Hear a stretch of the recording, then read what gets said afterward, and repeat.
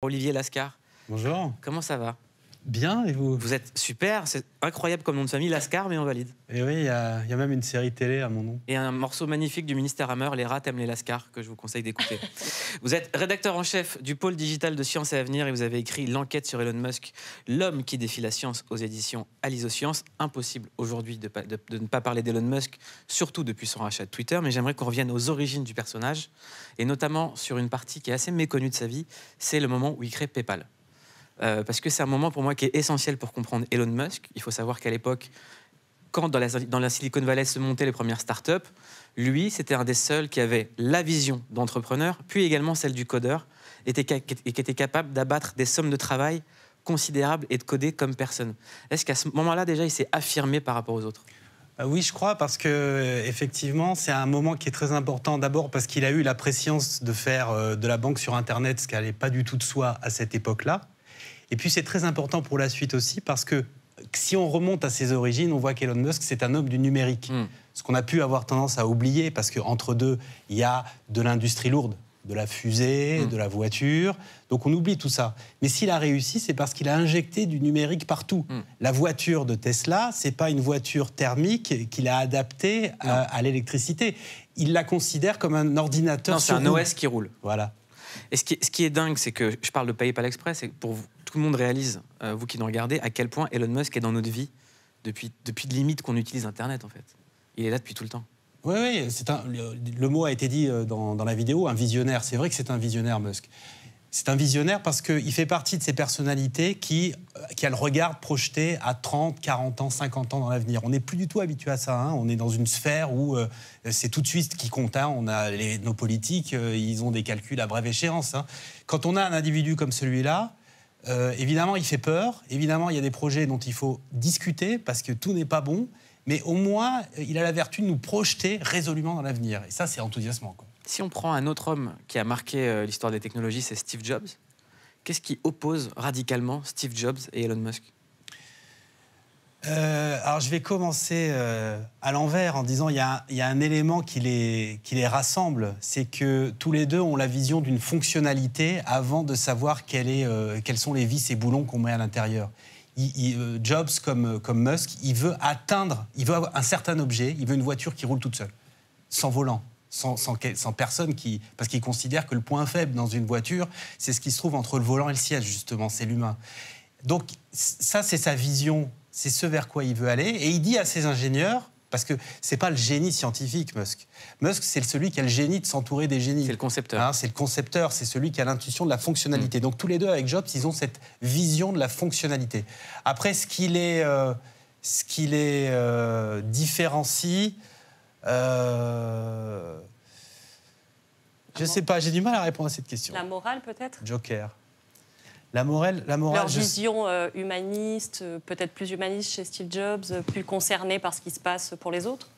En tout cas, je pense que c'est un des paradoxes de Musk qu'on présente toujours tout en noir ou tout en blanc. En fait, quand on regarde le dossier, enfin, quand on regarde le personnage et ses réalisations, c'est tout en niveau de gris. Et c'est un gars qui dit constamment que ce qu'il fait, il fait pas les trucs pour s'encanailler, quoi. Il fait les trucs, dit-il, pour le bien-être de l'humanité, pour l'avenir de l'humanité. Et justement, quand on parle de l'avenir de l'humanité et quand on parle d'Elon Musk, ça va vous concerner, David Elbaz, c'est son obsession, la planète Mars. Regardez. Le plus grand de tous les rêves d'Elon est de bâtir une colonie sur Mars. Si Elon réussit, il envisage de déclencher une série d'explosions nucléaires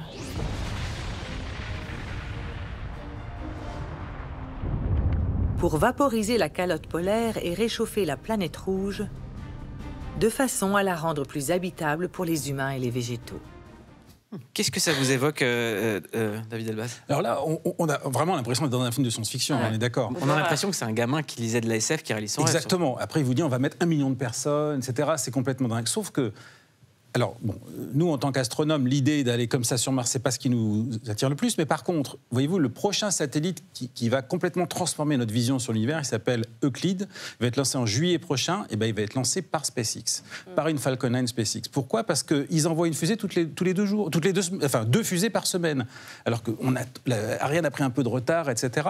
Donc, finalement, même s'il a des idées un peu folles, certaines de ces idées qui étaient folles à l'époque, l'idée d'avoir des fusées récupérables, comme le dit Olivier dans son livre, eh bien, maintenant, c'est possible. Et on a accepté cette idée-là, et finalement, il nous sauve quelque part, même si la folie du personnage... C'est intéressant ce que vous dites, parce que moi, je me suis plongé dans son autobiographie, et il y a des phrases qu'il répète tout le temps, c'est échouer, échouer, échouer, échouer. C'est quelqu'un qui passe son temps à se dire je dois échouer quand j'imagine quelque chose. Et sa stratégie, qui est celle de l'échec, finalement, c'est celle qui mène à la réussite. Ah, effectivement, nous, en tant que chercheurs, on connaît ça. Mais c'est ce qu'il fait avec ses fusées. Hein. Et il a transformé, c'est sa science du récit, hein, et il est plus fort que Netflix, Elon Musk, parce que chaque tir de fusée, chaque crash, il la transforme comme un événement positif parce qu'il fait du spectacle comme ça. Et il accroche son public, ses fans, ses followers, parce qu'ils veulent tous savoir quelle est l'étape d'après. Il faut voir un truc à propos de Mars, hein, c'est que effectivement, le projet d'aller sur Mars, c'est au cœur de la vision d'Elon Musk. C'est pas un truc qui est arrivé en chemin, dont il s'est saisi pour faire du buzz. Dès qu'il crée SpaceX il y a 20 ans, c'est pour envoyer des humains sur Mars.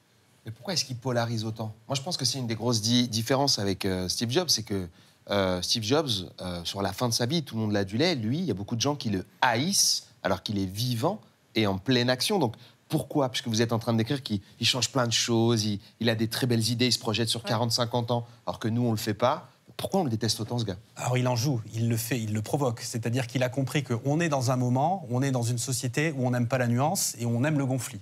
Donc, se camper en permanence, en personnage, il joue au con, pour être clair. Hein. Il joue à l'imbécile, constamment. Quand il fait des tweets en disant Poutine, viens voir, on se bastonne, et puis c'est l'Ukraine l'enjeu, bon, c'est complètement débile. Mais ça va plus loin que ça, parce que dans une société qui est sans cesse en train de dire que la solution est dans la décroissance, et dans le repli, et dans le recul, lui, il va toujours plus loin, toujours Alors plus lui, haut. il est complètement à l'opposé. Parce que vous disiez, David Elbad, il nous sauve, mais il nous sauve de quoi? Non, en fait, vous avez tout à fait raison de préciser. Là, il nous a sauvés juste ponctuellement pour l'envoi d'un satellite avec lequel on va explorer la face cachée de l'univers, ce qu'on appelle la matière noire et l'énergie noire. Mais vous avez 100% raison. Cette tendance-là de pas se rendre compte qu'il faut changer notre civilisation parce qu'on est dans une surconsommation, surproduction de le réchauffement climatique. Là, lui, il n'est pas du tout là-dedans. Et c'est vrai qu'il y a un contraste. Et il n'est pas du tout l'ami de la plupart des scientifiques, ne serait-ce que par la pollution, par tous ces milliers de satellites qu'il a mis dans le ciel. Il n'est pas écolo. Il n'est pas écolo pour un sou, Elon Musk. Elon Musk ne fait pas des voitures électriques par souci d'écologie, pour limiter l'émission des gaz à effet de serre. Il le fait parce qu'il part d'un constat très pragmatique que les énergies fossiles, le pétrole, le gaz, etc., ça va se raréfier et ça va disparaître. Donc il faut trouver autre chose. Et cette autre chose, c'est l'électrique. Maintenant, il peut habiller son discours de considération plus environnementale, mais c'est pas son truc. Il s'en fout complètement. Il y a un projet qui, moi, me fascine, dans le sens... il me terrorise en réalité, c'est Neuralink. C'est une puce qu'on pourra insérer dans nos cerveaux. Regardez. We've been working hard to be ready for our first human, and obviously we want to be extremely careful and certain that it will work well before putting a device in a human. But we've submitted, I think, most of our paperwork to the FDA, and we think probably in about 6 months we should be able to have our first Neuralink in a human. So. Ce qui est génial déjà, c'est qu'ils ont une date. Donc il est possible que ça existe pour de vrai, qu'on ait une puce dans la tête. Si on a un ajout d'ordinateur et qu'on peut mettre une application ou un logiciel, quel logiciel vous choisissez? Moi, je pense que je choisis Google Maps pour ne plus jamais me perdre dans la vie. Est-ce qu'il y en a qui vous ferait kiffer d'avoir, genre, juste en y pensant? Deliveroo. Hein? Deliveroo. On n'aura pas mieux que Deliveroo. Ok. C'était le top.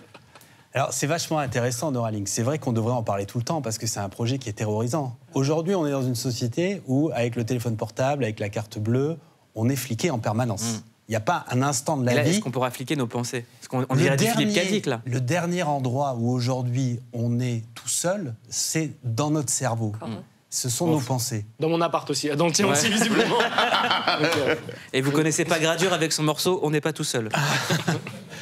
Eh ben, le problème avec un truc comme Neuralink, c'est que c'est fini cette affaire. Demain, en étant avec une puce comme celle-là, on peut avoir accès à tout ce qui se passe sous le ciboulot. Mais évidemment, on n'est pas prêt de voir ça arriver dans la façon dont Musk le décrit. Est-ce que lui, par exemple, il a pu s'implanter des technologies qu'il développe? Parce qu'on peut se le dire, il est un peu chelou.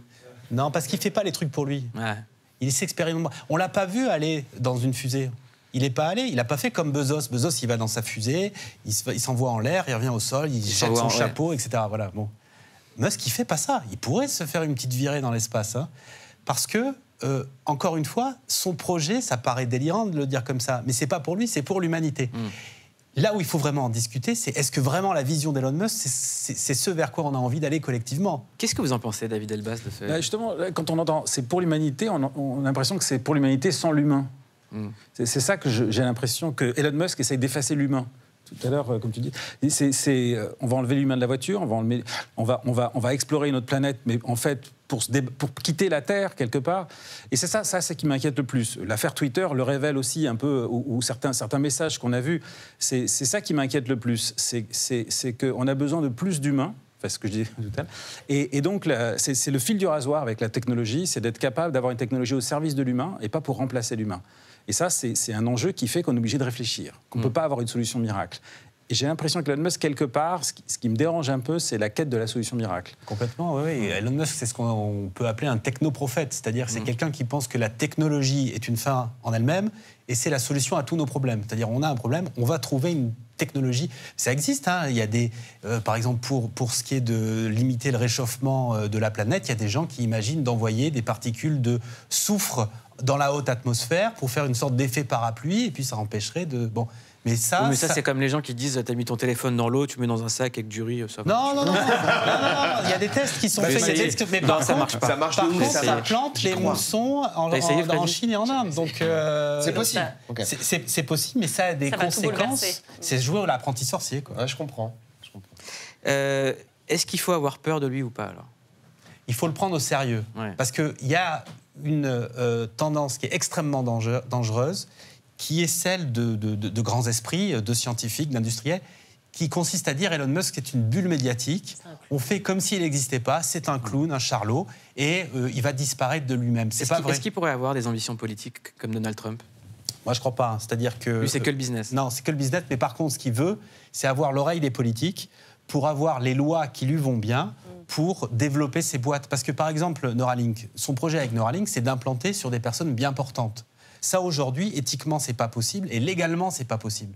Donc, il faudra que demain, il y ait un État aux États-Unis qui permette de faire la loi Elon Musk qui lui permettra de faire les greffes Neuralink sur des gens qui vont bien. Il va pas aller en Chine pour faire ça.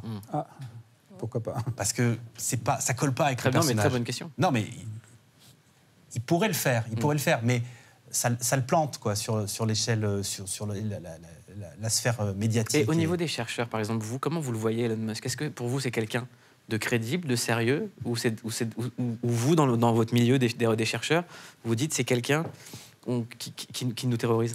Alors, il nous terrorise. Il y a des relations. Les gens ont un avis un peu ambivalent là-dessus parce que il a réussi à transformer vraiment le domaine de ce qu'on appelle le New Space, c'est-à-dire l'exploration de l'espace autrement. Qu'une société privée puisse envoyer des centaines, des milliers de satellites pour faire la 5G, par exemple, même si on n'est pas...